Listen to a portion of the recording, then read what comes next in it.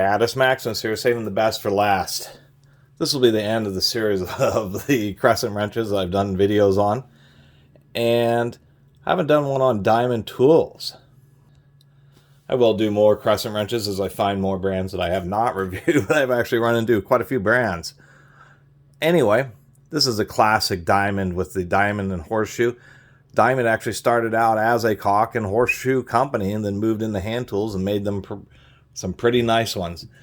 Their most common tool, at least I'm sure it's the most common tool that they've ever made, and you can find in the United States, is these old diamond slip joint pliers. I believe Diamond Tools is actually who invented the slip joint pliers. Pliers everybody hates but are just unbelievably common. Diamond ones are always a pleasure to find. Variety of sizes of those. Less common than those pliers is other tools like this adjustable wrench. This is only a 8-inch, but you know they're a red-blooded American company because they have arrows showing to adjust the thumb screw up and down.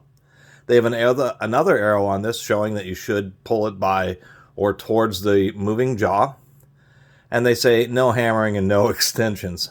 So they know Americans. They're going to be hammering on this. They're going to be putting pipes on this. And so they're warning you it's not designed for that.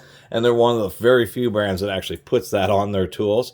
Although they don't say that you can't use it as a hammer or that you can't link it to something else and use it as an extension. So just saying, these were coming out of Duluth, Minnesota.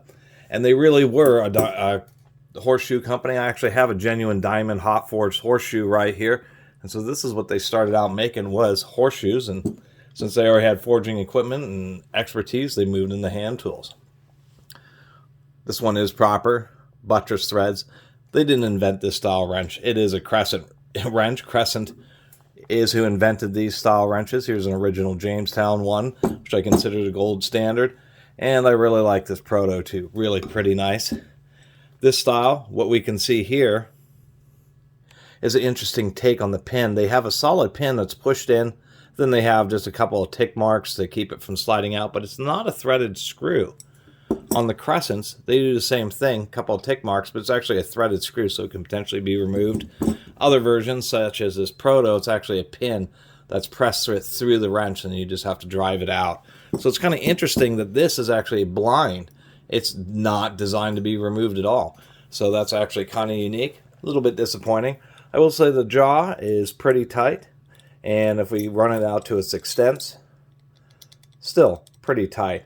That shows the parallelism of the grinding of the surface here to the broach of the bore, because that's two different operations. Running the cut through the wrench and then grinding the surface here. We can see that it is pretty well centered, so definitely pretty nicely made. And I do like the kind of more bulbous jaws, even though this is only an 8-inch. We can see that it is designed to be pretty darn strong. I just did a rigid in the previous video and it had a bit more narrow type jaws. Anyway, just hadn't done a video on a diamond brand adjustable end wrench and thought it was pretty darn cool. And really thought it was amusing how they, the attention to detail with the extra arrows and the no hammering, actually no hammering and no extensions, they put on both sides. They really wanted you to get the point. Nice shiny chrome finish and pretty good quality control. Not a lot else to say about it, but I do like this wrench a lot, to tell you the truth. Anyway, I really appreciate everybody who's been watching and subscribing. And if you haven't subscribed, please do. Till next time, Catus Maximus out.